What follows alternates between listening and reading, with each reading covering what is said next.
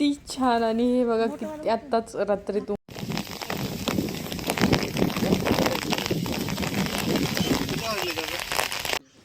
Hi hello नमस्कार, मी Reshma Arnav lifestyle या YouTube चॅनलवर तुमचं अगदी मनापासून स्वागत आहे.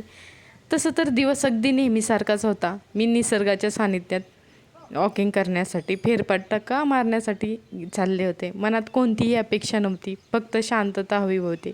झाडांच्या पानामधून येणारी वाऱ्याची झुळूक आणि पक्ष्यांचा किलबिलाट, सगळं कसं संत सुरू होतं. पण मला कुठे माहीत होतं की पुढच्याच वळणावर निसर्ग माझ्यासाठी एक अद्भुत सरप्राईज घेऊन थांबला होता.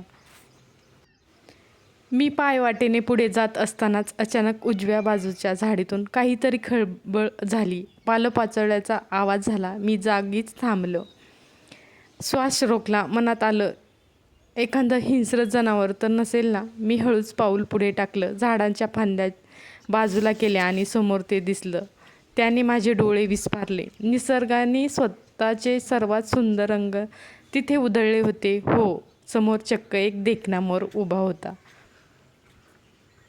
त्याचा तो नखरा, ती डौलदार मान, आणि अचानक त्याने माझ्याकडे पाहिले. ते क्षण मी स्तब्ध झाले. कॅमेरा काढणार तोच तो दिमाखात पुढे निघून गेला. पण हा तर केवळ ट्रेलर होता. खरा खजिना तर अजून पुढे होता. मोराच्या त्या सुंदर दर्शनातून मी अजून बाहेर आलोच नव्हतो. तोच माझं लक्ष जमिनीकडे गेलं.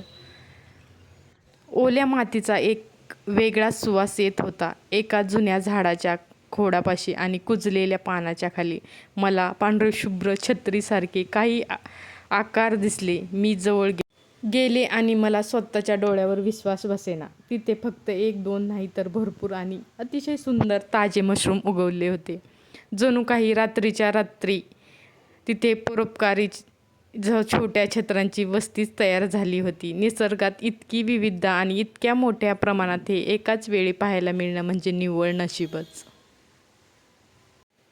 अचानक आलेला मोर आणि जमिनीवर विखुरलेल्या मशरूमचा तो खजिना, या दोन गोष्टींनी माझ्या सध्याच्या ट्रेकचा एक अविस्मरणीय अनुभवात बदलून टाकलं. निसर्गाच्या मनात कधी काय असेल हे आपण कधीच सांगू शकत नाही. तो नेहमीच आपल्याला थक्क करतो.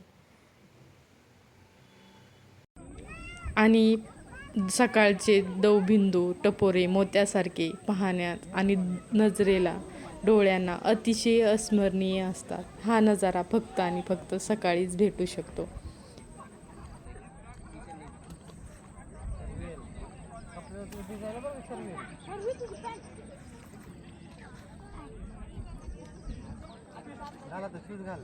आणि या ट्रेकला फक्त आम्ही जात नाही, आमची मुलं पण सोबत घेऊन जात असतो. तो त्यांचा आनंद, पाण्यात खेळण्याची मजा, शेवट शूज ते धुवून घेऊन परतीचा प्रवास, असं आमचं शेड्यूल असतं. तुम्हाला हा माझे व्हिडिओ आवडत असेल तर नक्की सांगा. आवडल्यास लाईक करा, शेअर करा आणि कमेंट करून सांगायला विसरू नका.